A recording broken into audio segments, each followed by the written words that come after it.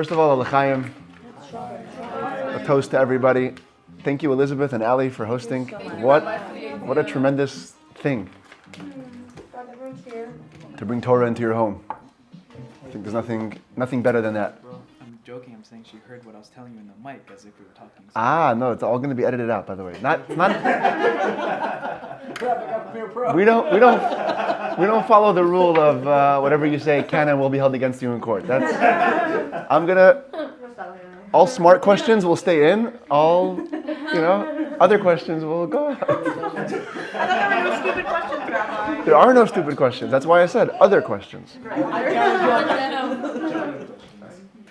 No, seriously, this is really exciting for me because I've never done this before. It's a challenge for me too. Like that's one of the reasons why I love what I'm doing right now. Because when the teacher is challenged, then the rest of the class is elevated. And we basically made a pretty ambitious mission right here. We're trying to get. Oh, nice. Okay. Cool natural background. We've taken an ambitious goal, which is to try to cover all the 24 books of the Tanach, of the Jewish Bible. So the Tanakh is divided into 3 parts, hence the name, Tanach, in Hebrew letters, Taf, Nun, and Chaf. Taf is Torah, that's the 5 books of Moses as we know them, the written Torah. Nun stands for Nevi'im, that's the prophets. That takes place after the Jews enter Israel. And Ketuvim is writings, partial history and partial just wisdom. That's written down as the written Torah, like Tehillim, for example, is in the writings. The Megillah is a historical part that's in the writings. And we're breaking it down into kind of 3 segments. So we're not going to make any commitments for 24 weeks over here. We're doing just a 5-week thing to cover the 5 books of the Torah. And because of the nature of how we're setting it up, where we're trying to finish 1 book in 1 sitting, so 2 things. First of all, know that more than what we're going to discuss tonight is actually written in the book, obviously. And it's just a little taster and an appetizer to get us in the mood to explore more on our own. And on the other hand, I am going to try to give you enough that you'll be able to say, I know what the book of Genesis is about. I know what the book of Bereishis is about. So many of us, if you saw that reel that I posted on Instagram, know if the names of the books, definitely no messages from the books. And it's really, we owe it to ourselves as Jews to take a look into this most core text of our heritage. Literally, this is the Bible. It's the written Torah. To know what it says there. So, don't worry, make all the noise you want. I agree, don't worry. The mic is here. Also, yeah, guys, keep it natural. It's not You're really.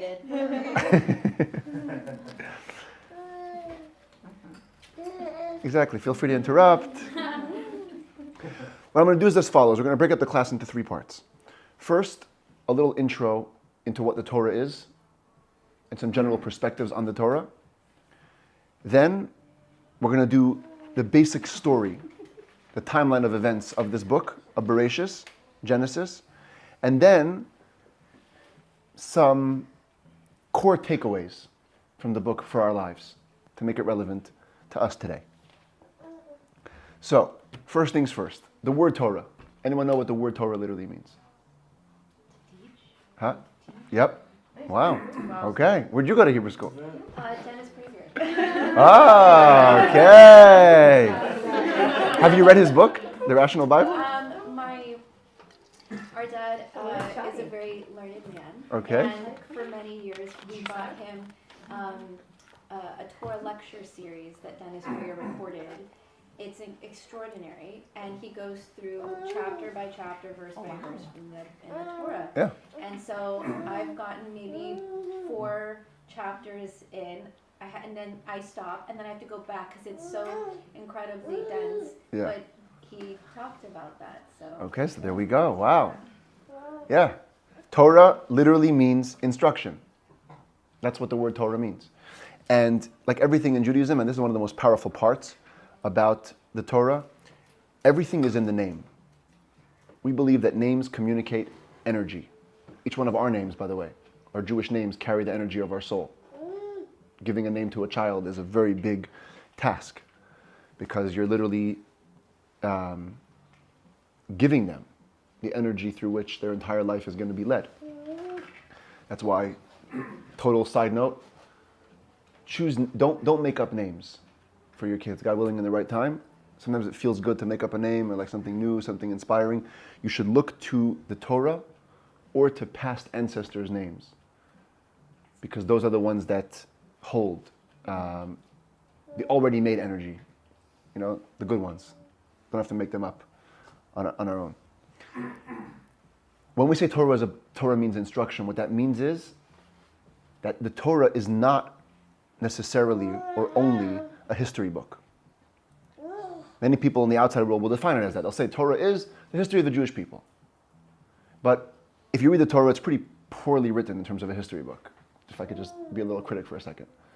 It's missing huge chunks of years, huge chunks of people's life events, huge chunks of what would be super important for a history book. That tells us that it's only the parts of our history that are an instruction to us that were recorded in the Torah. All the other stuff is bonus. And we do have a whole oral tradition on lots of other stories that happen, which give us more insight, more knowledge, more of the history, but they're not the eternal instruction that we need to know how to live as Jews.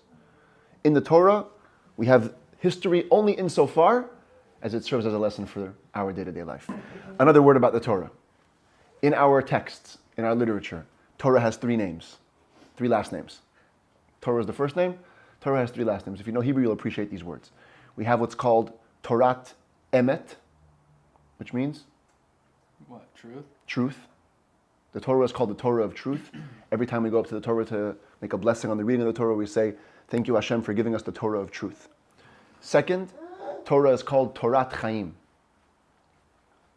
What does Chaim mean? Life. The Torah of life.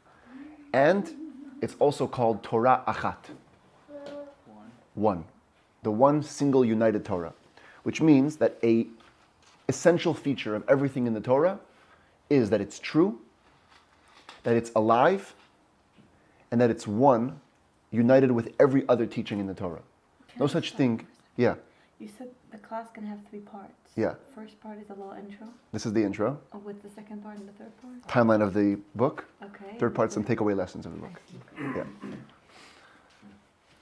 Okay? Truth, life, oneness. Truth. Torah is the only book that speaks in certainty and in absolutes. And that makes sense because it's given by God, the creator of the world, who is an absolute truth, so he speaks in absolute truths. Just as an example of a contrast to that. Science, by its own admission, speaks only in probability, theory. Any scientist who tells you that what I teach has to be accepted as absolute fact becomes a non-scientist by default. Because if the scientists of the 1800s would have said, hey, metal cannot fly in the air, and that's the scientific fact. Today, 100 years later, 200 years later, when we have planes flying every other second, that obviously is untrue. Science goes with the best working theory of the time. And science hopes to be advanced upon and improved upon. The greatest scientist of today wishes that his teachings will be laughed at in 100 years. Because that tells you that science is moving forward. And we're only working with what we have at this moment, best interpretation. So therefore, whenever science is at odds with Torah, the believing Jew has to say, science needs to be examined, not the Torah. There's a whole school of apologetic thought that says that if Torah and science contradict, and they do in many, many ways, we have to reform or re-examine or reshape the Torah. But if Torah is truth, absolute truth, then it's actually science that has to be examined. And whenever it backs up the Torah, that's beautiful, that's harmony, that's amazing, that's when the human mind meets the godly intellect. And when it doesn't, we say, hey, we're still waiting for the time when it's going to be revealed how science does back it up indeed. Because the truth is that if it's Hashem's word, then it has to be baked into the cake of this world and its existence. And nowhere is this more apparent than in the book of Genesis, because the book of Genesis, especially in the beginning account of creation, has sparked tremendous debate amongst the scientists. What does this mean? What does that mean? 6 days of creation. What does it mean God created light and there was time before there was planets and everything is measured by the sun? And how do we deal with that? And lots of other things historically and evolution and the whole business. and each one really requires a class on its own. But in short, the bottom line is, Torah as Torat Emet, the Torah of truth, speaks in absolute truths. And whatever else comes to question that needs to be examined. Number two, Torah is the Torah of life. What does that mean? This is a core principle, especially of Hasidic thought. Torah and Judaism are alive. We are not focused on the past. Your Passover is coming up, okay, in less than 2 weeks, right? Everyone's going to be at a Seder? Yeah? Awesome. Okay. If not, we're hosting on the second night. You're welcome to come. Sherman Oaks, April 13th, 8:45. We're like the Trooper Seder. We start, yeah, that's the start time. We're doing that with The longest We're doing the Rolls Royce Seder. Yeah. You know why I start so late? What? Because there's mitzvahs to do at the Seder. You got to drink the 4 cups of wine. You got to eat the matzah, eat the maror, and the Torah expressly says that the mitzvahs have to be done at night, after nightfall. So thanks but no thanks to daylight savings time, our night begins much later. And so nightfall is only at 8:05 where we live. And then we have evening services at shul. So by the time I get home, it's like 8:35. Time for the Seder, plan everything. 8:45, we're starting. Until Now, when? huh? Until when? You were there last year, you tell me. It It was past midnight last Yeah, it year? was past, I think it was like 1 or something. We finished at 1? Something crazy. Definitely. It's a 2-day thing. Yeah. It's fun, by the way. And it's Sunday night. Come on, guys. This year, it's not so hard. Saturday night's the first night. Sunday night's second night. Monday, Rabbi. There's a voice. There's a work tomorrow. But by the way, Oh, wait, no, Huh? just kidding. Right. what? Of course, nobody's working. No one's working. Everybody walks to shul, you know? Some people walk from home, some people walk from their car. Everyone walks to shul. Someone walk in their car. That's what you're walking at some point. Gorgeous. Yeah, but by the way, just in case you guys are at an earlier Seder, everyone's at an earlier Seder, I guess? Okay. So, my unsolicited advice, do not shake up what's going on. You know, let everybody be, obviously. But if you can encourage yourself and others to at least eat part of the matzah after 8:05, that's best. And drink the cups. And drink the cups after 8:05. Yeah. Okay? That's the ideally. You can even be inconspicuous about it if you, don't cause any family politics, okay? Just throw it. I mean, I'm sure everyone's doesn't end before 8. Is there ending before 8, you guys? Definitely. My grandma will be in bed by 9, so. Okay, but that's different. Grandpa's different. But seriously, if you can sneak in a little bit of matzah, not a little bit, okay, at least a third of a matzah. A third of a round matzah and 4 cups of wine and the maror after 8:05, that's best. Anyway, what I was saying is Passover is coming up. And many people are under the impression that what do we celebrate this Pesach? What's going to be the experience of the Seder? It's going to be remembering some historical exodus that we had 3,337 years ago. And that's what we do. We cling to the past. We love talking about the past. We love talking about how we started as a nation. We love talking about everything is in the past. But the real Torah is alive. What do we actually believe? This year, at the Seder, we're going to be doing the exodus from Egypt of today. Leaving today's limitations. Leaving today's inhibitions. Hashem is waiting at the Seder table, each of our Seder tables, and He's saying, let's do this thing this year. Judaism is alive. Torah is alive. And if Torah is alive, that means it has to be applicable at all times. No such thing as an archaic Torah. No such thing as things that don't apply, things that we can't learn a lesson from, things that we can't enrich our lives with today. If Torah is alive, if Judaism is alive, it has to be alive today too.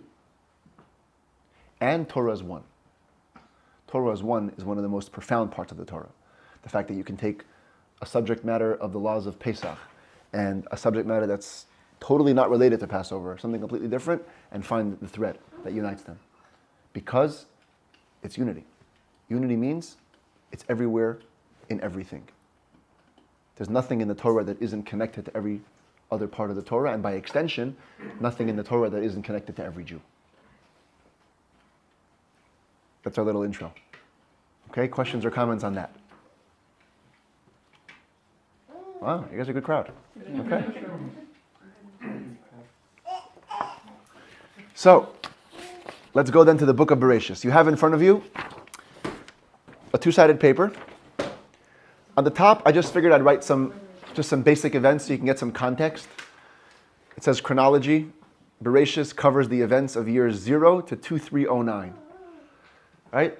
Everybody knows we're in the year 5785. That's how old the world is. 5,785 years old. Not the billions of years that we talk about in evolution. That's science hasn't yet reached our level. They're still discovering. Okay, they're still on the way. 5,785 years old, and if you think about that, this is what, like almost half. This is by far the most encompassing book of the Torah. It covers the most years of any of the 24 books. From the beginning of creation, starting with the creation of the world, and concluding with the passing of Yosef in Egypt. Just basically the prelude to the Exodus. That's what we're covering. Okay, this book was transcribed by Moshe Rabbeinu. I wrote transcribed because obviously it was authored by Hashem, who dictated the Torah word for word. And it was written down on the day of Moshe Rabbeinu's passing, which is the day before the Jews began their journey into Israel, because he passed away in the desert, didn't make it in. And the day of his passing, Hashem dictated to him the Torah, word for word, and he wrote it down. So that was the book of Bereishis, transcribed by Moshe Rabbeinu. Okay, quick stats, that's just fun stuff for you to read, if you care about these things. How many chapters and verses and words and letters. Very interesting stuff. But let's go through the basic storyline of Bereishis and get familiar with the events of the first 2,300 years of history. So, in the beginning, Hashem created the heavens and the earth. That's the opening line of the book of Bereishis. Bereishis bara Elokim et hashamayim ve'et haaretz. God created the universe. Right away. It didn't take 6 days to create the world. It took actually 1 second. The minute Hashem spoke the universe into existence, all of the universe began to exist. That's how our sages teach it to us. The 6 days, we're putting everything into place. Setting it up. And the 6 days, in our belief, were 6 literal days. 24-hour periods. That's why we keep Shabbat. Every 7th day. There is a school among Jews that believe that each day isn't really a day, it's an era. You hear this sometimes. It didn't take God 6 days to create the world. It took him thousands of years, millions of years, billions of years. And that's how we kind of, again, reform the Torah to match with the current science of the day. But it doesn't really jive with why we keep Shabbat. We should keep Shabbat every 7 million years if every day is a million years. We keep Shabbat every week because we're commemorating the fact that on the 7th day Hashem rested. That happened after 6 24-hour periods of creation. Hashem came and declared the Shabbos. So the first chapter, really, of Bereishis talks about this creation. And of course the order goes, anybody know all the days of creation? First day was light and dark. Second day, the atmosphere. As we know, it's separate from space. Third day, all of vegetation. And the oceans and the seas were created the way it says it in the Torah. Everything was covered in water, and Hashem then made borders, divided the oceans and the landmass with trees and flowers and vegetation, all that stuff. Wednesday was the planets in place. Thursday, sea life, all fish, reptiles, amphibians, all that stuff. Friday, animals and the human being. Quick, cool fact, by the way, Hebrew. First 3 words of the Torah. Bereshit bara Elokim. Take the last letter of those 3 words. The last letter of Bereshit is Taf. The last letter of bara is Aleph. The last letter of Elokim is the Mem. Aleph, Mem, and Taf spells? Emet. Emet, truth. The last 3 words of the first chapter. The last 3 words of the first, same chapter, where it ends with Shabbat. It says Hashem completed all his work. Asher bara Elokim la'asot, which God created to do. Last letter of bara is Aleph. Last letter of Elokim is Mem. Last letter of la'asot is Taf. Spells? Emet. Emet. So the first 3 words and the last 3 words of the first chapter, the last letters are Emet, truth.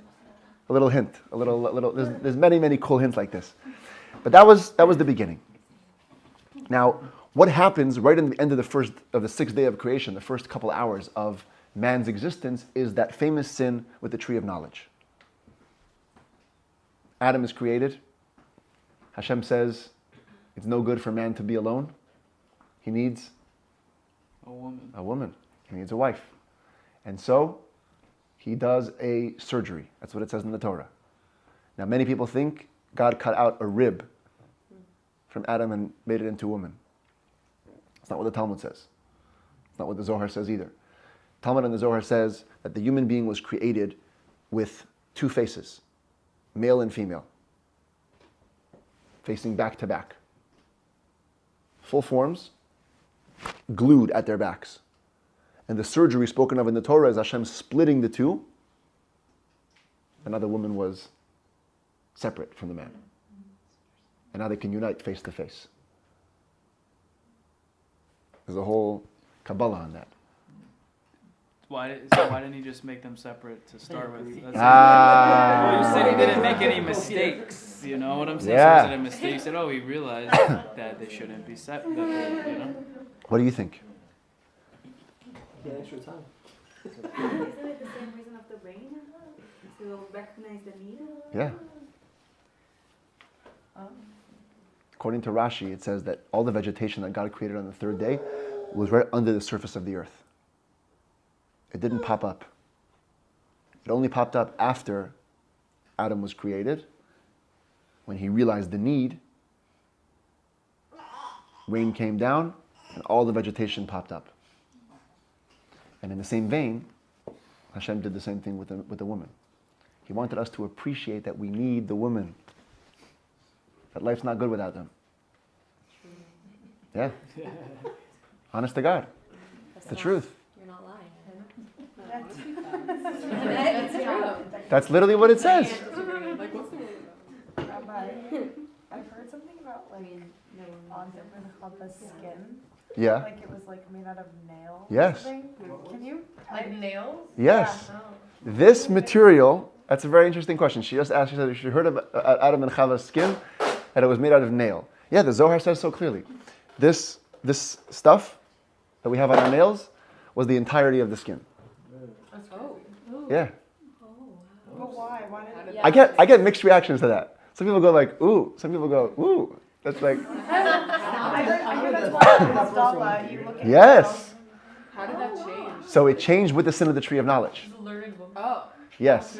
After the sin of the tree of knowledge, all the nail was removed and their bare skin was exposed to the elements, which is why we now require so much clothing and layers and protection.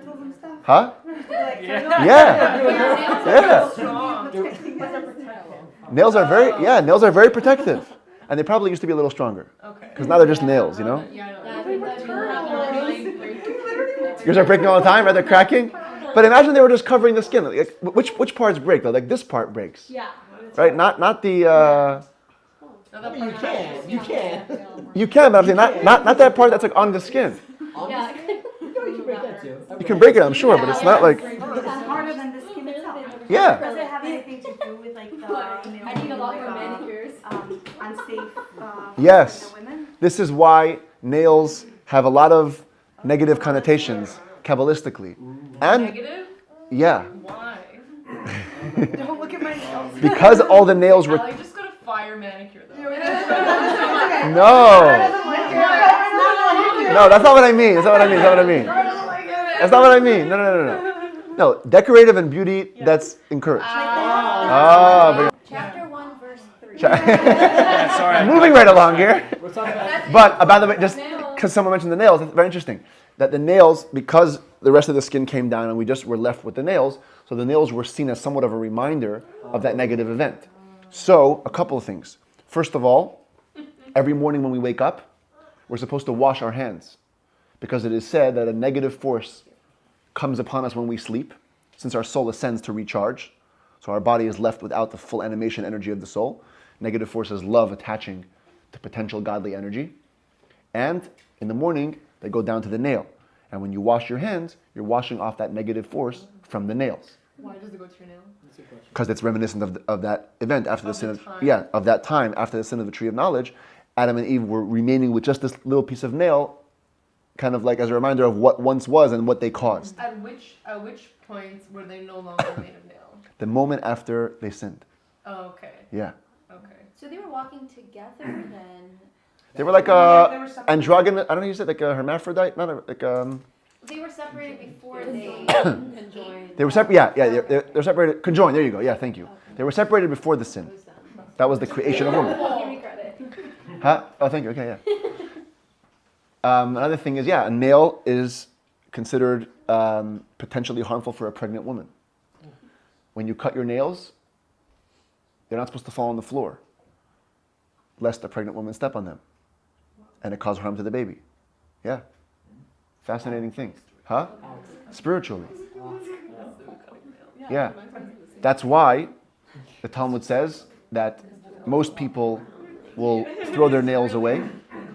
A righteous person will bury them, and a pious person will burn them. So they don't come to any potential harm. Yeah. That's why. You could just flush them down the toilet.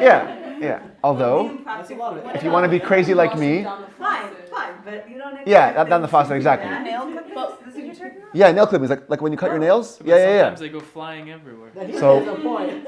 If you come to my house when I cut my nails, you'll see. Hey, what Yeah, but- about pregnant now in my home? Yeah, what about we file? Huh? File is a very good question.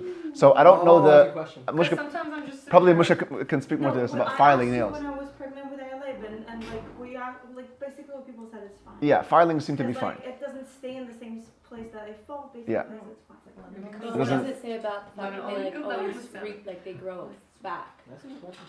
Like nails are gonna always. They constantly grow back. Yeah. Yeah. Is that like? It's like hair. Yeah.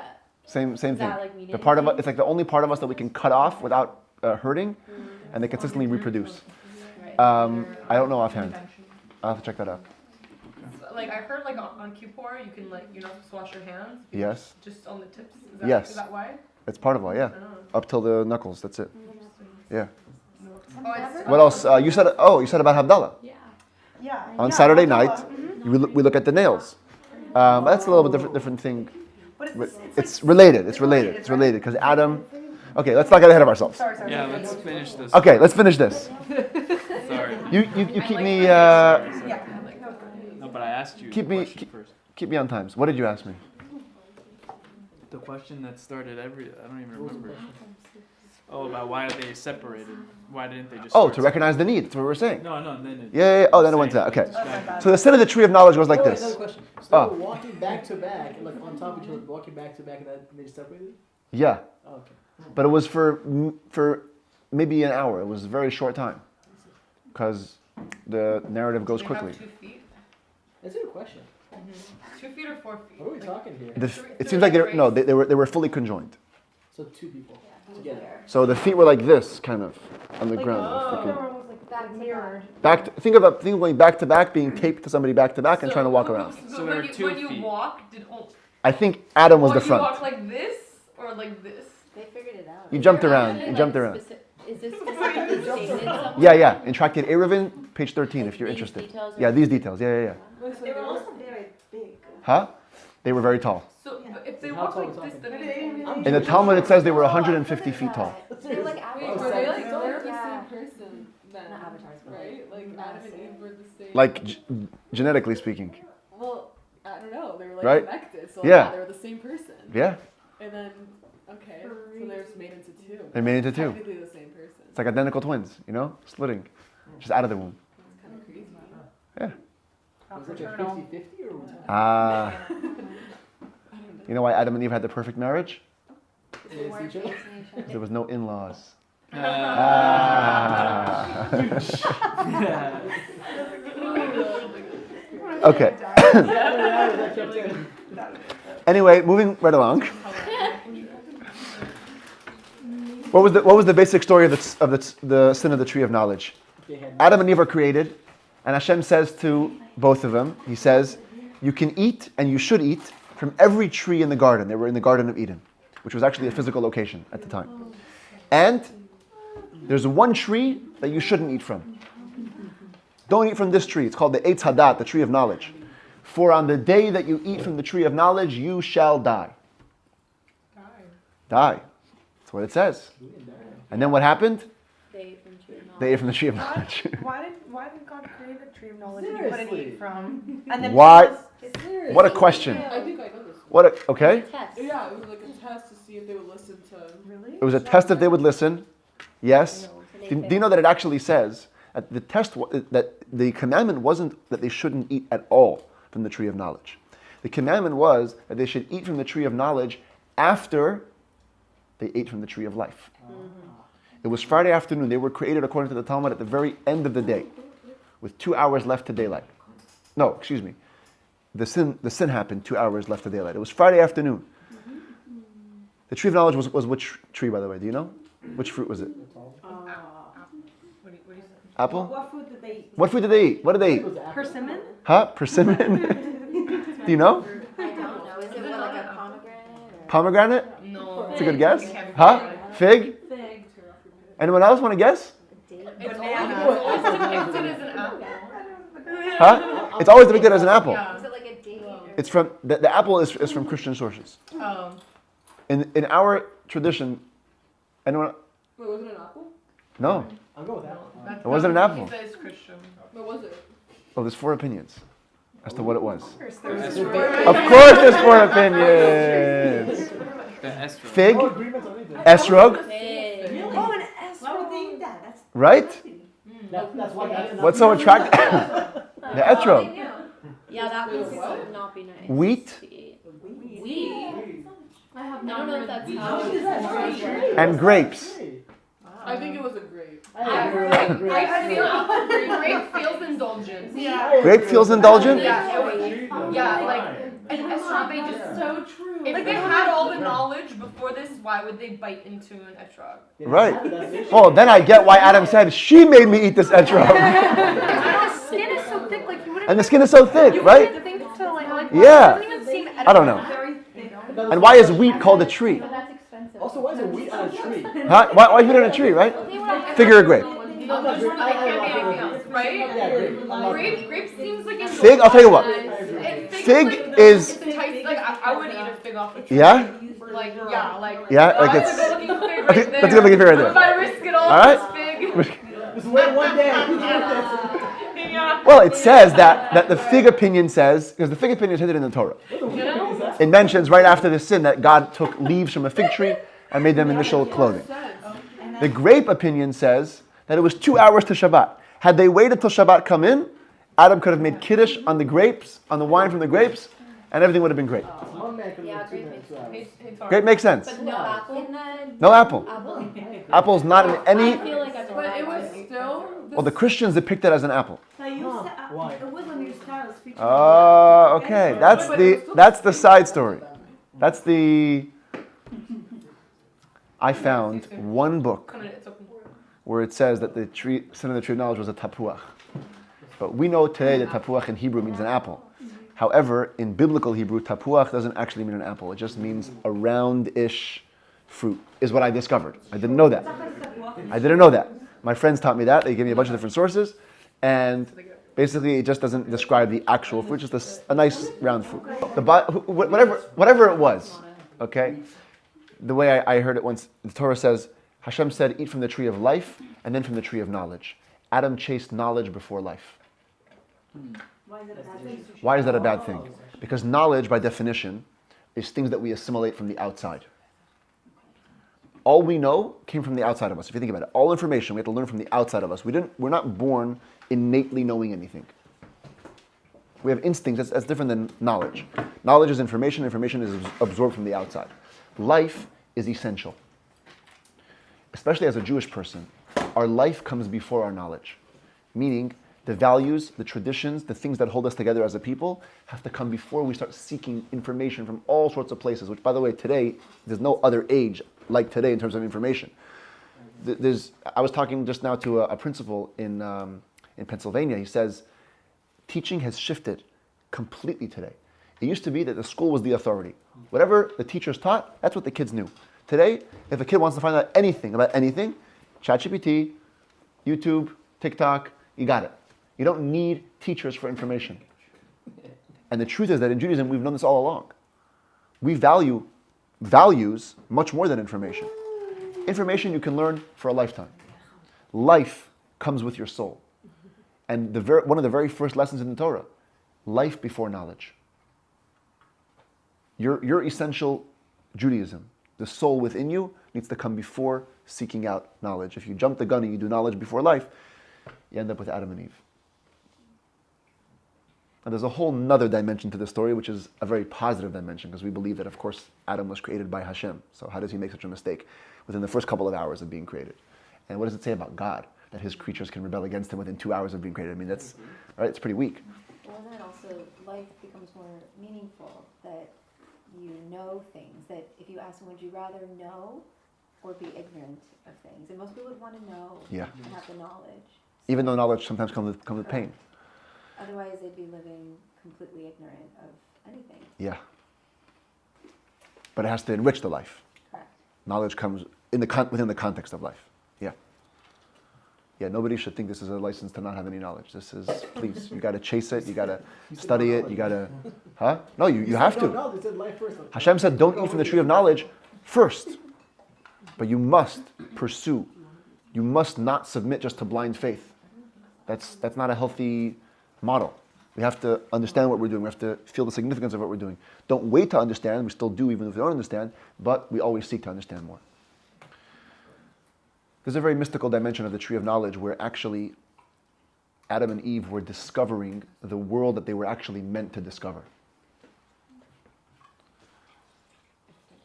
God said, on the day that you eat from the tree of knowledge, you will die. He didn't say, if you eat. He said, on the day you eat, almost as if there's going to come a day when they're going to eat. And if you read the story, it's a little puzzling because Hashem said you're going to die. Then Adam and Eve eat from the tree. And then Hashem says, okay, now you're going to have to work for your bread. Women are going to experience pain in pregnancy and childbirth. Whoa, 1 second. That wasn't the deal. The deal was we're going to die. Let's go. What's with all this other painful stuff? Wait, so that's what Hashem said after they ate from the tree? Yeah. After they ate from the tree. Oops. Huh? Yeah, after they ate from the tree. Well, first of all, they played this weird blame game. God comes to Adam and is like, did you eat from the tree that I told you not to eat from? No. He goes, she did it. She fed it to me. And then he goes, by the way, biblical. Yeah, no, really. Biblical stuff. Then he goes to the woman.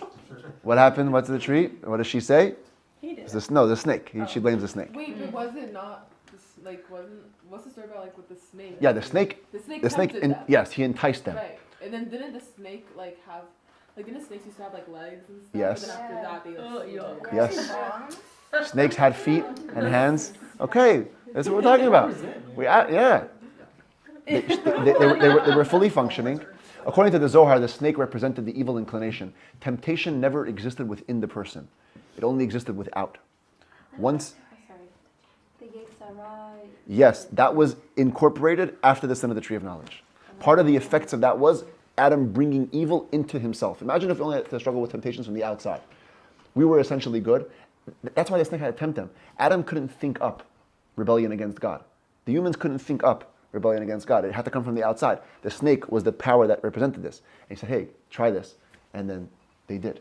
But mystically, it represents the idea of descending into a world that couldn't have been created by God. In other words, for the perfection of the grand cosmic plan, Hashem created, let's call it plan A and plan B. Two parallel levels of reality. One where everything is perfect, and another where everything is imperfect and has to be realigned. But the human must choose to descend into that imperfection. Eating from the tree of knowledge was Adam and Eve's way of saying, we accept the mission. We see what's going on here, God. We get this. We want to step into the world of mortality. We want to step into the world where things aren't perfect. And we want to make it perfect. And that's why they blamed each other. Not because they were trying to get out of it, because they were amazed. God was like, wow, how did you figure that out? Adam goes, it was her. It wasn't my idea. She gets the credit. So it wasn't a So he was negative. giving her So, credit? yes. So things like really weren't perfect before they ate from it though, because they were tempted.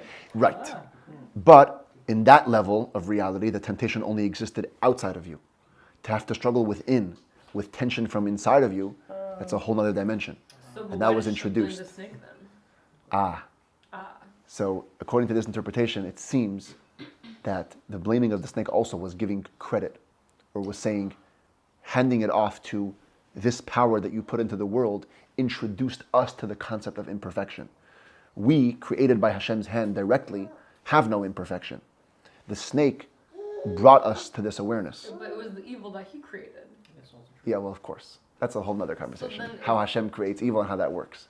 But like if she's like, oh, it wasn't me, it was the snake, and it was the snake, then it wasn't that they chose to do it, it's that the evil convinced them to do it. That's if you read it on the surface level. What I'm saying, according to this deeper interpretation, is actually it was a much deeper conversation taking place. The snake was introducing them to a whole new reality, and they had a discussion. Should we do this? Should we not? Do we stay in God's perfect world? That's what Adam said. No eating from the tree. And Chava's like, no. There's a deeper mission here. Don't get stuck by the trappings of what you see as a perfect world. Dive in, take the challenge to make an imperfect world perfect. Just a little insight there. Another question. Did the snake blame anyone? Huh? Did the snake blame anyone? No. He just No. took it? He's like, God, Never asked. well, first of all, he wasn't ever asked, but he's like, I did your mission, God. This was the intention all along. He got his mission. Yeah, Wait, that finished his job. that was the snake's mission. that was the mission. Gave him, Huh? Hashem gave him the mission. Hashem gave him that mission, and he fulfilled it. Huh? Why did he lose his leg? Same thing. Same reason why we started dying. Same reason why pain in childbirth was introduced. This is the world of imperfection. God said, this is what it looks like. And ever since then, that's what we deal with. We come into a world, and we have to... It's not a punishment, it's like a new settings. Yes, it's a consequence, exactly. New level in beast games, or God games.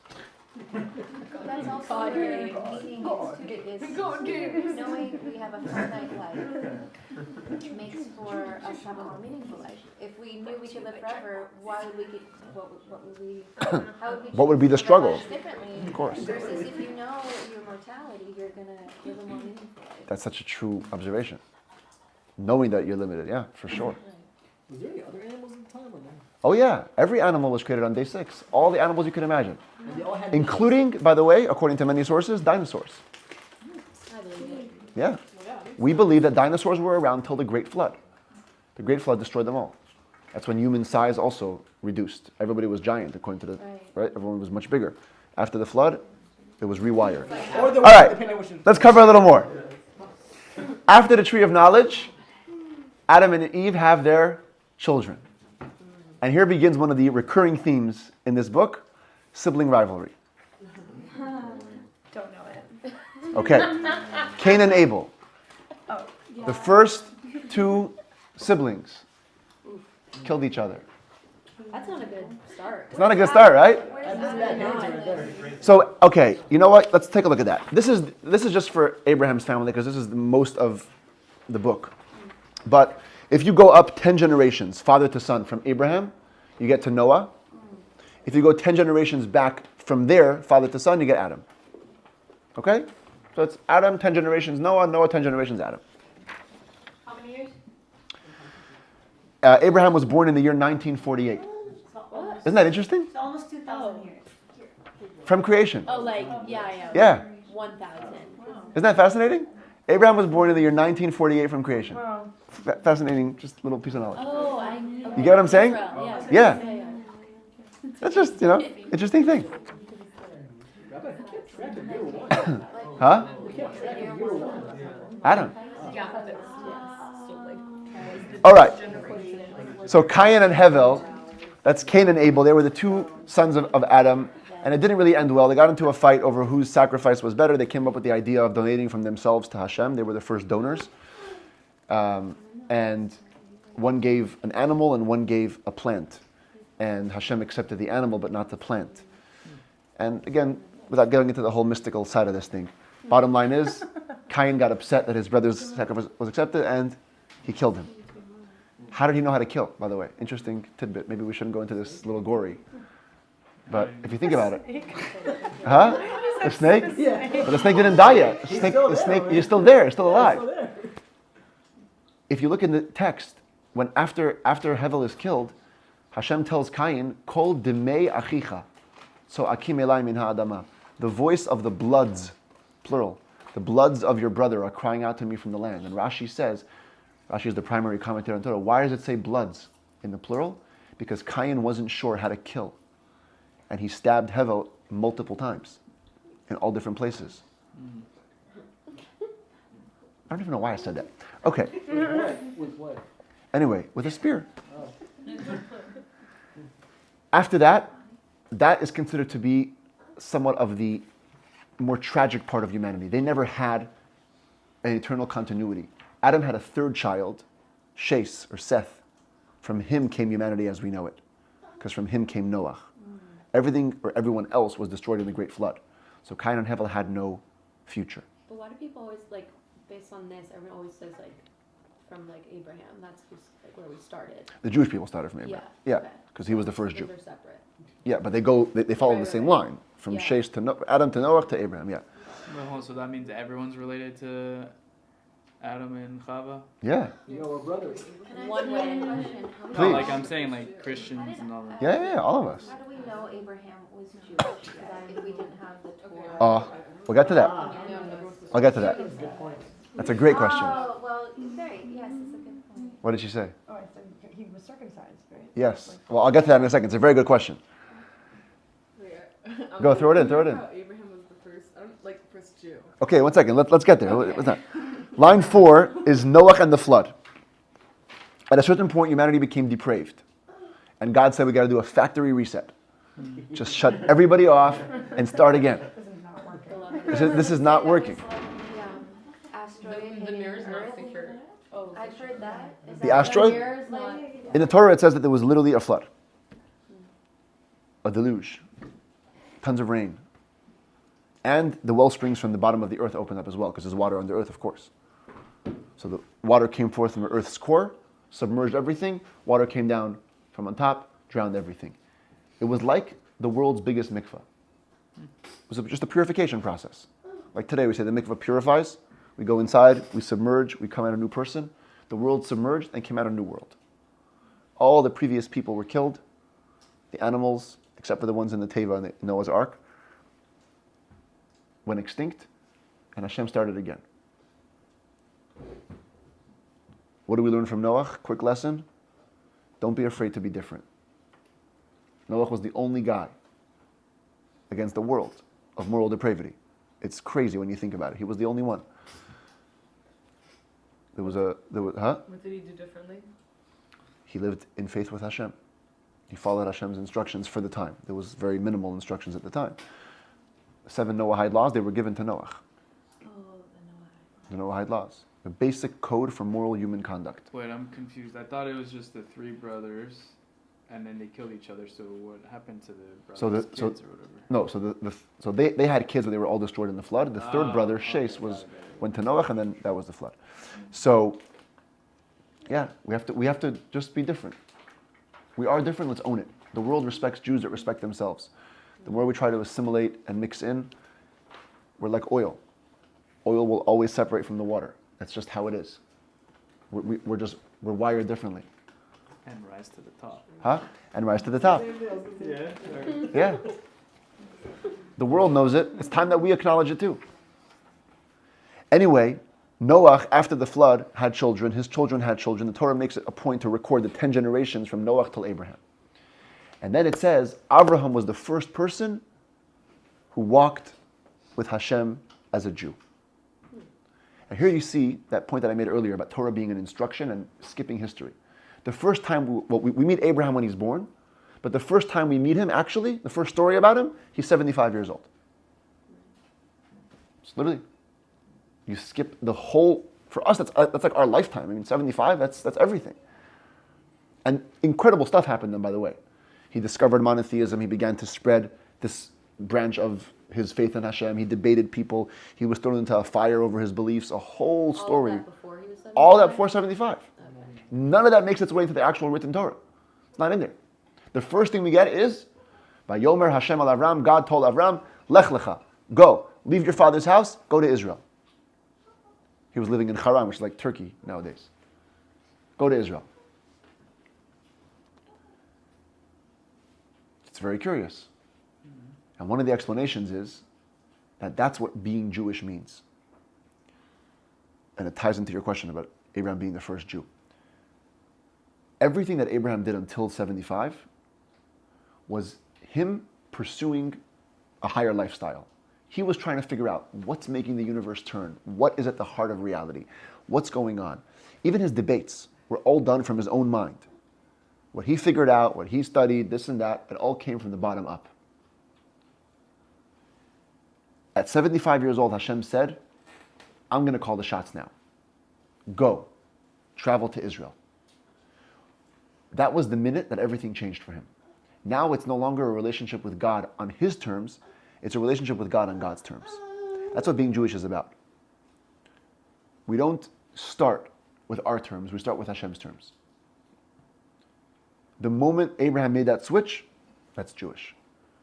And he got a special mitzvah for that. That's why. He got a special mitzvah of circumcision. What is circumcision?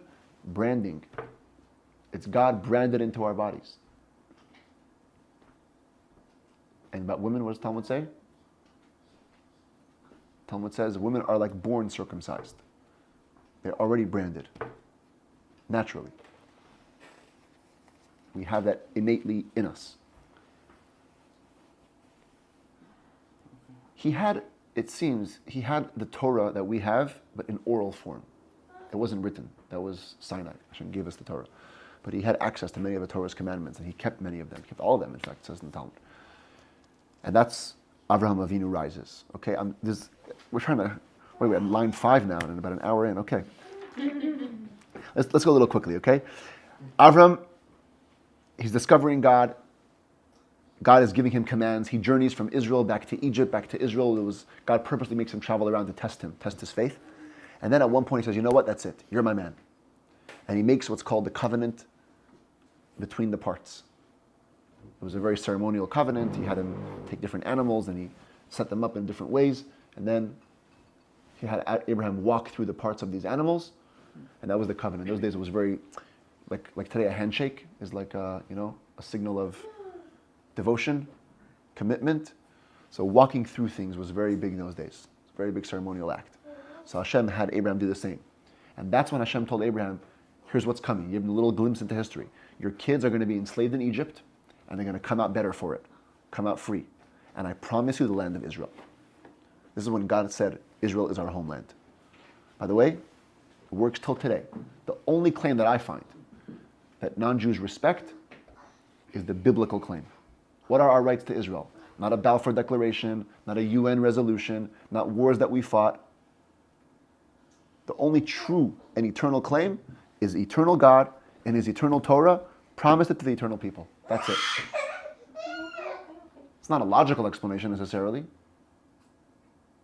but it shows again, Jews respect ourselves. We respect our tradition. We don't rely on other people to decide our fate for us.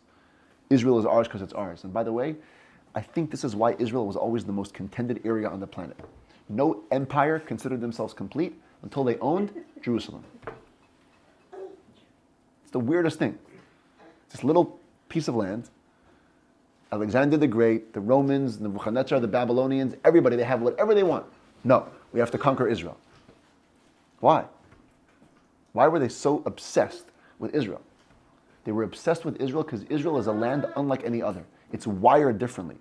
The moment Hashem gave it to us as a people, it became this eternal type of land. That's why it says you feel that when you go. You really do. Like every time I've been to Israel, like it's literally I land and I'm like, it's different. It's different. Yeah. It really is different. Makes sense. Because it's There's godly. a lot of coincidences, like very interesting. Not coincidences. Yeah, maybe not. Yeah, but, divine like, supervision. And This even is other people I was around, like, wait, how did that doesn't make sense, you know? Yeah. I mean, now it's also like, if being Jewish, like, that is the nation of it. Like, that's where there are so many Jews, so it's like a comfort. But in general, like, actually, the place itself. The place like, itself there's is so holy. much history that It's it's so unique and it's very, very different. special. Yeah. That's literally what it is. That's why the very first, getting carried away, but this is a good one. The very first comment of Rashi, again, the primary commentator on Torah, he says, what is this whole book doing in the Torah? Why do we have Bereishis in the Torah? If Torah is the Jewish manual how to live, just tell us what to do. Start with the mitzvahs. Why do we get this whole book of history? And he says, there's going to come a day And the Gentiles will say, you guys are robbers. You stole our land from us. And with this book, we'll be able to say, no, the whole world belongs to God. He created it, and he gave it to who he wanted. There was a time when he gave it to other nations, but then he gave it to us.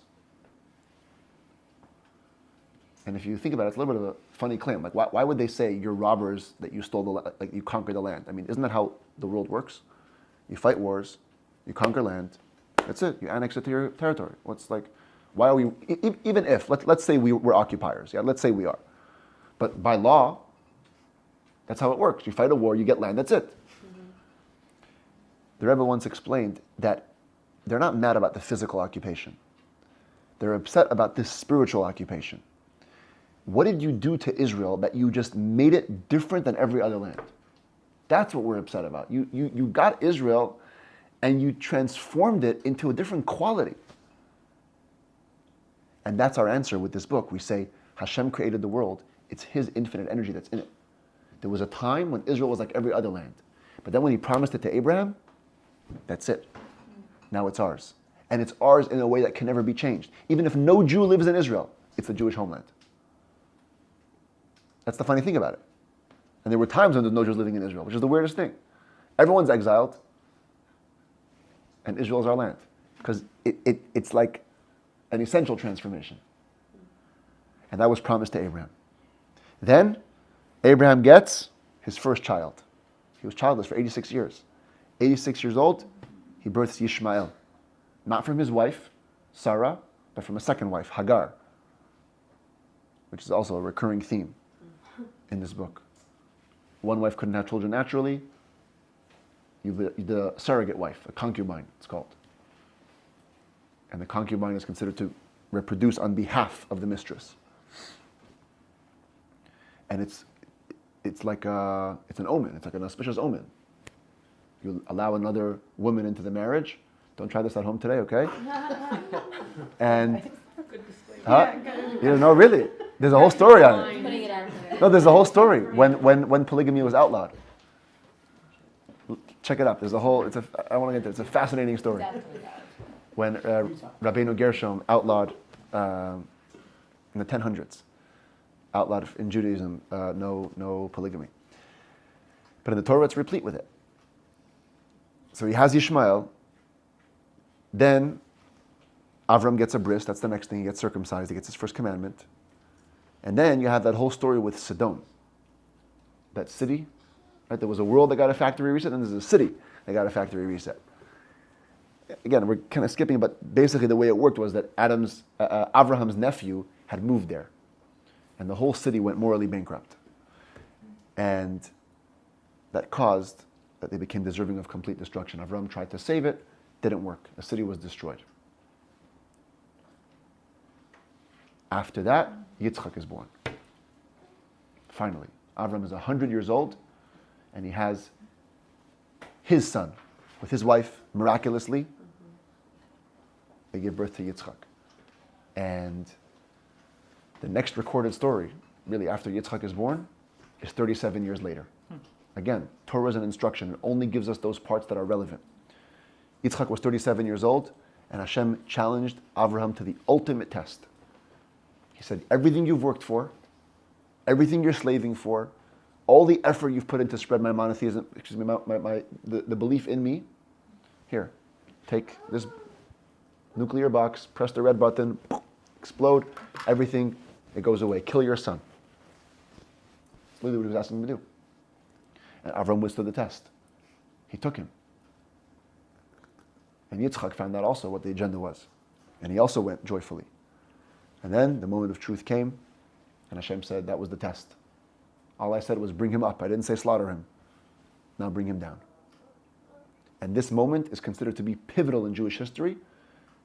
It baked self-sacrifice into our DNA. How many Jews have gone to their deaths in the name of being Jewish?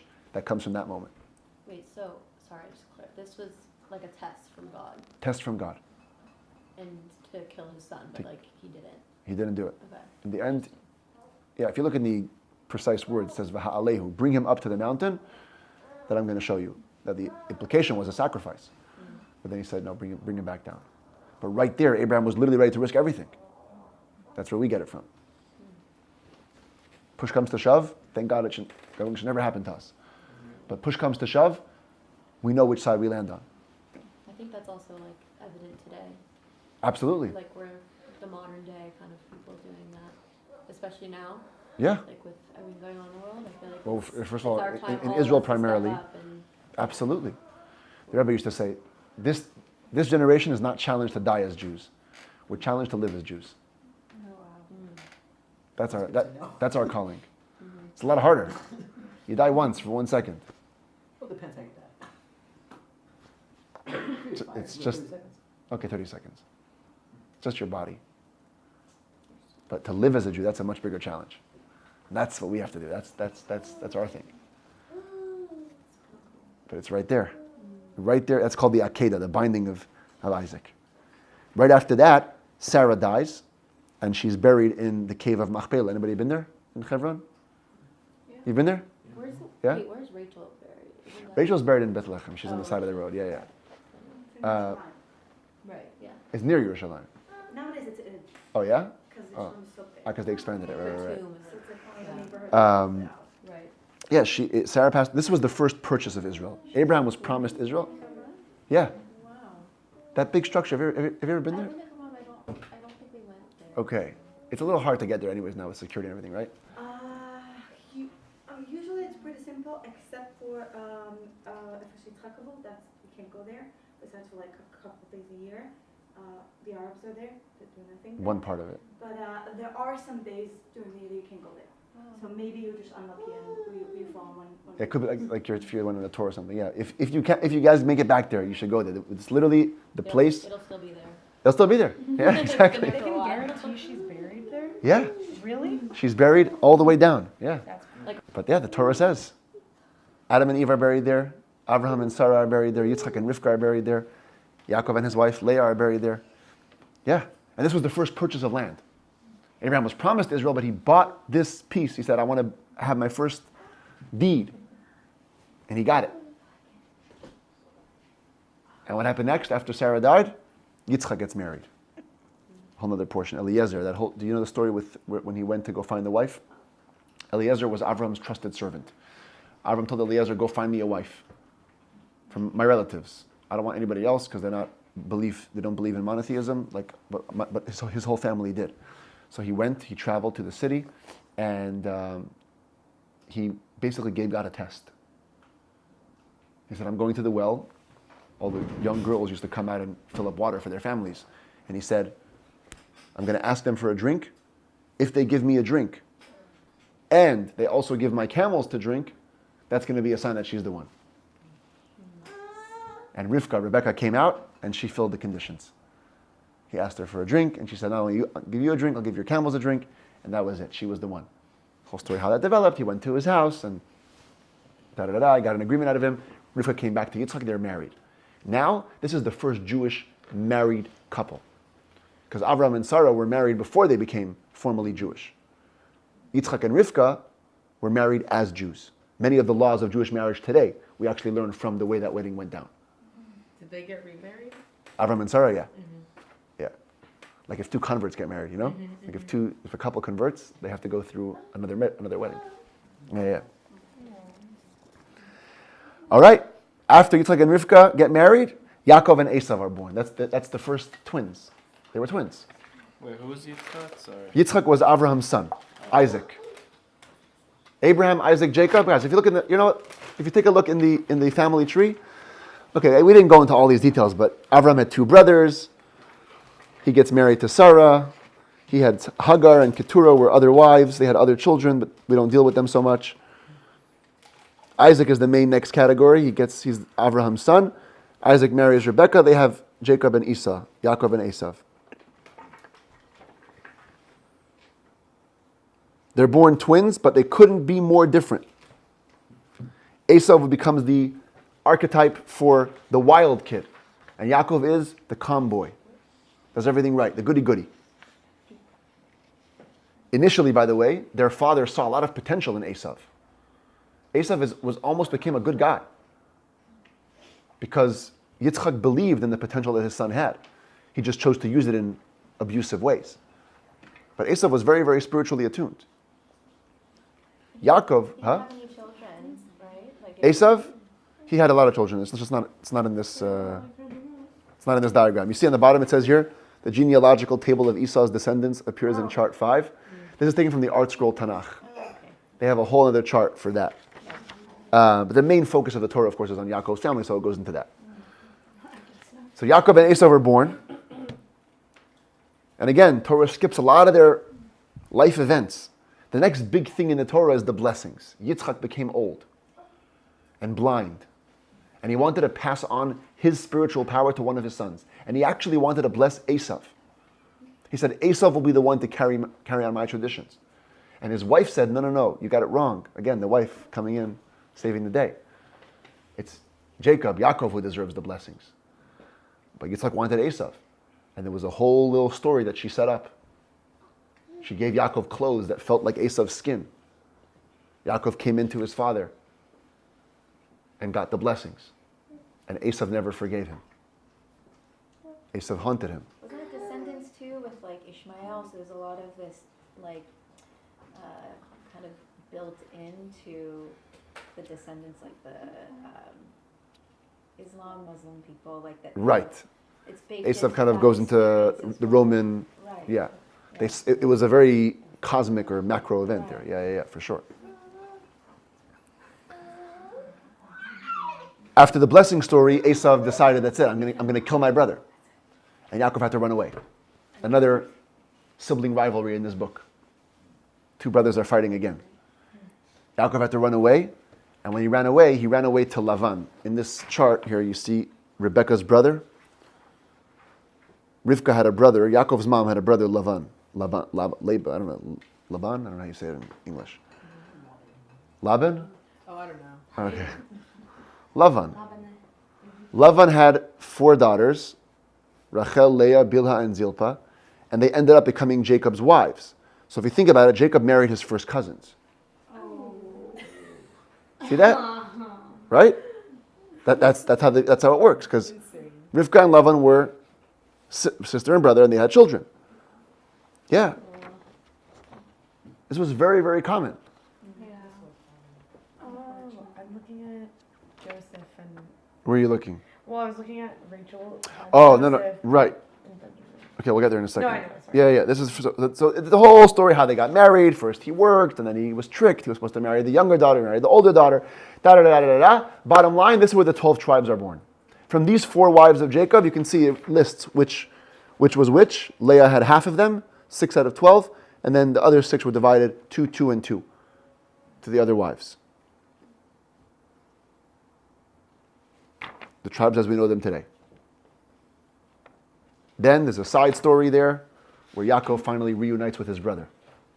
After years of separation, they make peace. Misunderstanding, they kind of come back together. And there's a tragic story there where Yaakov's daughter Dinah, that's the last one listed here from Leah's children, she had a daughter as well. She was abducted, and that caused the whole city of Shechem to be destroyed. You familiar with that story? No. Okay. At one point, Yaakov was with his entire family, kind of traveling back to Israel from where he was with his family, and they came to Israel. The first city that they came to was Shechem. Today it's known as Nablus. It's not even under Jewish authority, unfortunately. And over there, the chief of the city, the mayor, whatever you want to call it, his son kidnapped Dinah, this daughter, and raped her. Yeah. And Yaakov wasn't around. Sorry, Yaakov's kids weren't around. The sons weren't around. Yaakov was there when it all went down. And his sons came, and the minute they heard, they said, this is not okay. You don't just take Jacob's daughter like this. And they came up with a whole plan. They killed an entire city. They came to the mayor, and they said, look, we know your son wants our sister in marriage. We have a deal. All Jews are circumcised. Oh, there's a book about this called The Red 10. The Red 10? Yeah, it talks about Dinah, her story. Okay, Yeah, so there you go. I do know the story, yeah. Yeah, they said all Jews are circumcised. If you want to be like us, you need to circumcise your entire city, and then we'll be friends with you. You give us your daughters, we'll give you our daughters, no problem. And they all did it. They all circumcised themselves. So how did they get burned? And then, if you know how circumcision works, on the third day is the most painful. They were all in bed. And Jacob's sons came and slaughtered every man as revenge. How many are we talking? Doesn't say the number. Wow. So they made them hurt. They made them do it. Wow. And then just. Yeah. Yaakov wasn't happy. I see you. Their father wasn't happy about it. Their father was like, guys, you're hotheads. What's going on? My man got a plan. And they said, we're not going to let our sister be treated like a prostitute. Why would Yes, they, besides Yes, that, yes. making them Yes. suffer more. Huh? besides making them suffer Okay. more, why would they give them the honor of becoming That's a good question. circumcised Yeah. That's a good to question. then only say we're now murdering of our own That's a people? good question. Right? I mean, the suffering, okay, but they are already making them suffer, so why would, it's not a Or is it not complete until third day? You want to know, this might be a little bit scary, but you want to know what one of the commentaries says? He says, when Jews murder Gentiles, there's an uproar. When Jews murder Jews, nobody cares. It's a scary line. Wait, so he made people think they were Jewish And then he murdered them. before? Were they It's like a little harsh. No, but they were not Jewish. They were not She says, she asked me, why do they deserve the honor of becoming a to Jew then only murder them right after. and then murder them? They became a Jew just from snipping themselves? That's all they had At to that do? time, that's That's the Judaism. The book wasn't done yet. That was the covenant. Oh, okay. So now we got Huh? The book It's already wasn't 9? started at that point. So when did the process of like a conversion come in? With the giving of the Torah. Oh, Yeah. The formal conversion as we know it right now. okay. There was conversion in those days as well. It says Yeah. Abraham converted a lot of people, but it was much But it less. stems from that far back. Yeah. To keep the news more hush-hush. Yeah. That was why they did That was one of the tactics. That's what it says. Because the Jews' lives weren't as even valuable then. Mm-hmm. And it's very sad. Isn't that sad? Yeah. No, there are other, again, with every story in Torah, there's layers upon layers. But that's Another that's question. one of the things that it You says. said, what about Gentiles murdering Jews? Is it Also okay? no uproar. Okay. I mean, look at our world today. Well, It's that was crazy. consistent. 2 days of support they give us, and then they're already. It kind of reminds me in Islam where they have the Hadeba, I think it's called, like the false. I'm not familiar. Basically, they made the truth with a city. I don't remember which was. I think it was a Jewish city. Excuse me. And then left to war or something, and then they came and slaughtered the city. But there was no real reason for it. They just didn't want to be like Muslim. They slaughtered the women and children. I believe so. Yeah, Wow. I believe so. Here they only killed the men. Need to Google it, but yeah, Wow. because the men were in there. Chadeba. That sounds like kazav. Yeah, kazav. Lies. Interesting. That's just a blip, though, on the screen of this book. It's a side story. That's. You asked about where Rachel's buried. She died right afterwards, giving birth to her second son. She passed away, and she was buried on the side of the road. She was the only one. I know that like a couple months ago, all of the Rebbitzins came and went to her tomb, and Rachel Goldberg Poland was there and like spoke to everybody. Oh, really? Yeah, they did like I think it was last year, Wow. but because I think Sandra was there, or no, It was by the cameras. it was No. it was like I don't remember what it was, but Oh yeah, there was a whole bunch of campus, Yeah, right? Wasn't yes, yes, it was yes. Chabad on They campus, all went, Rebbitzins. and Yes, that's why now I knew remember. about That's it, right. 'cause, Yeah. She was buried on the side of the road, and Yaakov never forgave himself for it. Powerful sight to be on. Yeah. He told his sons before he passed away, he says, I know you guys are mad at me for burying your mom on the side of the road. I didn't give her the dignity, but you should know that historically you're going to need her. She'll be there on the path. When the Jews were exiled from Israel, the first temple destruction, they were led out of Israel on that path, and they passed by and stopped there to pray. And she interceded for them to, kind of have a good exile. But until today, she's considered to be, on the side of the road, so to speak, abandoned, but there for the exiled Jew. The main plot of the story picks up afterwards. The second column here. Yosef's dreams. Also a very sad story. Also sibling rivalry. Of all the 12 tribes, Jacob favored Joseph, the 11th son. And what do you think favoritism caused? Jealousy. Lots of jealousy. Brothers were jealous. And he didn't exactly do the best job at keeping it under wraps. He had some dreams, the Torah says. He had dreams of all the other brothers subservient to him. And he told the brothers this dream. And they said, oh, you want to be a king over us? We're going to get you back. At one point, they ended up in a little bit of a further place from where they were living, and they basically kidnapped their own brother. Threw him into the pit. Initially, they were going to kill him.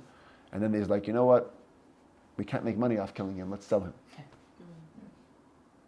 That's what it says in the Torah. That's like At its simplest level. At its simplest level. betrayal. There's a lot of, again, I don't want, there's a whole Kabbalah part on this, where it was all orchestrated in a very specific way. But the simple reading of it is literally a horrible treatment of one brother to the other. And he was sold to Egypt.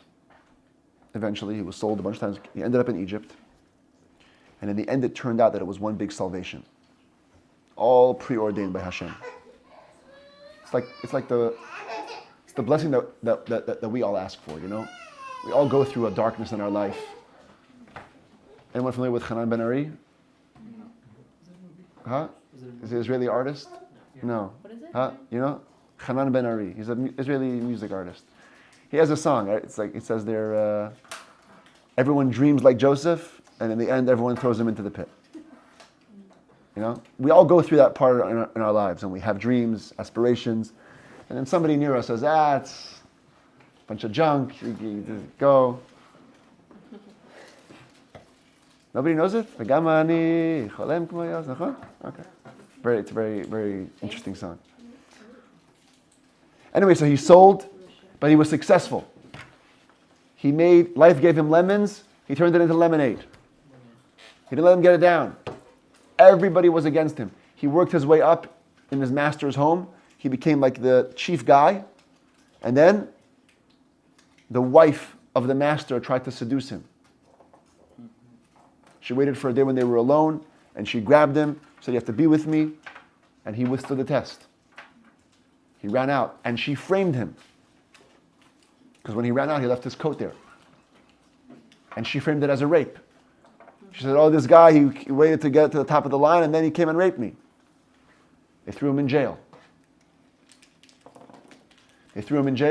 What did he do? Didn't get depressed. Started working again. He impressed the wardens. He became helper, top helper over there.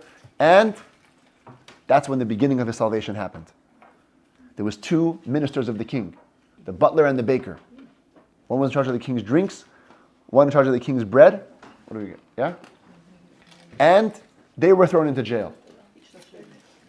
And one morning, they woke up, and these 2 guys looked sad. And Joseph came over to them and said, why are your faces downcast? What's going on, guys? And they said, we had a bad dream. A dream that they can't decipher. And he helped them decipher the dreams. One was a positive dream, one was a negative dream. And because of that, later on, King Pharaoh himself of Egypt had dreams that he couldn't decipher. And he heard that there was a guy in jail who deciphered dreams. Through the butler himself, by the way. The butler was freed. He eventually testified to it. Yep, bring him out. They brought him out. He interpreted the dreams. He said there's going to be a big, plentiful years in Egypt, followed by hunger years. And he gave him a whole economical plan how to make it work. And King Pharaoh promoted him to viceroy, second in command. Look at that. He noticed the person's sadness. He says, what's going on? You look sad today. What's happening? And from that, he becomes the viceroy of Egypt. We should pay attention to other people when they're in a bad mood, a little bit of a down state. Give them a smile. Give them something. You don't know where it leads. The biggest transformations happen from these little questions. And that's all in there.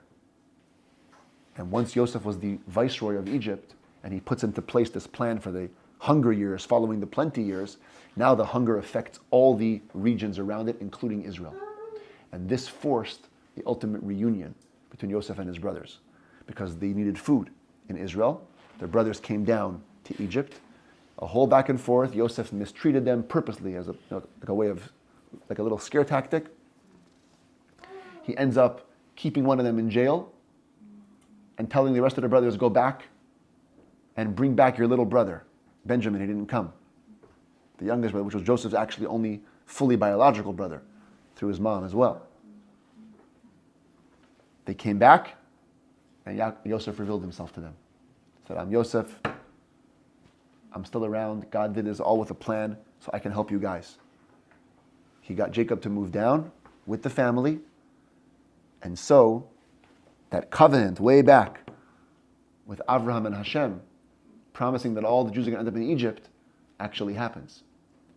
The Jewish family moved to Egypt. Yaakov lived out his years there. He died there. He blessed his children. And then Yosef lived out his years as the king, second in command to Egypt. And he kept on telling them, we're going to live here. This is part of the plan. When we're done, Hashem's going to redeem us. That's going to be the ultimate purpose of why we're here. The very last words of the book of Genesis, very last words, says Joseph died and they put him in a coffin in Egypt. That's it. If you go to shul, a couple of weeks ago, we read it with like a very fancy tune. And they put him in a coffin in Egypt. And everyone screams, Chazak, Chazak, V'nis Chazek. Let's be strong. What a great ending. It's a little weird. I mean, like you say in English, it sounds funny, huh? Yeah. What's the significance of the ending of this book and the celebration almost of burying him in Egypt? Is that to kind of reiterate when Moshiach comes, the soul will then go to Israel? If you're talking about them going back to Israel, it's okay if he's It's like, dead in Egypt? could be. That's an interesting Is he thought. still like buried there? Like these. Huh? like, just No, like- he said, when you guys leave Egypt, you take me with you. And they did, hundreds of years later. Where is he now? He's in Shechem. Now he's in Shechem. That same place where Dinah was abducted and the whole thing, that's where he's buried. Yeah. But it's an interesting thing. One of the explanations, one beautiful explanation, I believe. This is the transition between one of the best times for the Jewish people and one of the worst. They just lived it up. Amazing life with Jacob and the whole thing. And now a new Pharaoh is going to come and put the Jews into slavery with literally the worst 2 centuries of the Jews ever. And many times Jews feel abandoned. We're alone in this. We're fighting this battle alone. So Yosef said, put me in a coffin in Egypt. The same leader who was there in the good times stays with his people through all the bad times. Don't take me out till it's Exodus time. I want to be with you in your suffering. I want to be with you in your challenges. Notice, interesting, Yaakov, his father said, take me to Israel. Yaakov was buried in Israel. Right after he died. He died in Egypt. And a whole thing, Yosef made Pharaoh agree to take his father to Israel. But Yosef himself said he wants to be in Egypt. It's 2 kinds of Jewish leaders, and we need them both. Some leaders wanted to be at the higher vantage point. Right? You always need like the scout. You have a big team, a big caravan, you need a guy, go up on the mountains, see what's going on, get the bird's eye view, give you instructions. But then you also want a leader who's with you all the time, in your struggles, in your hardships, and then in the joy. That's Yaakov and Yosef.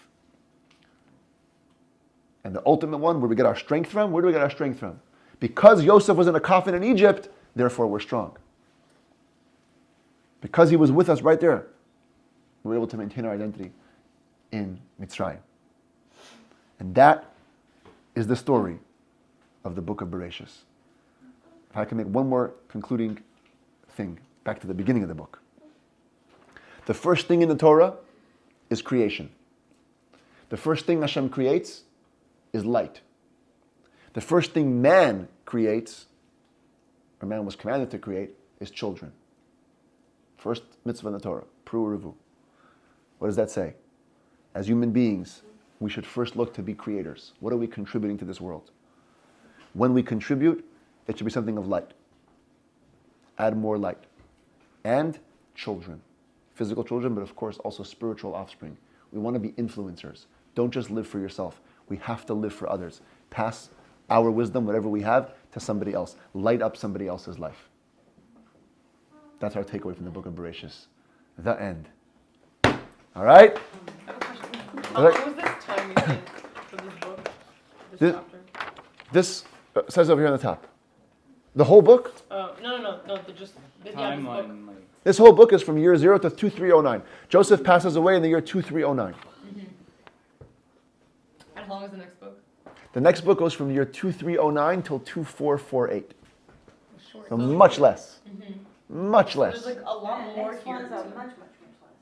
Yeah, this book, this is by far the most encompassing book. Yeah. By far.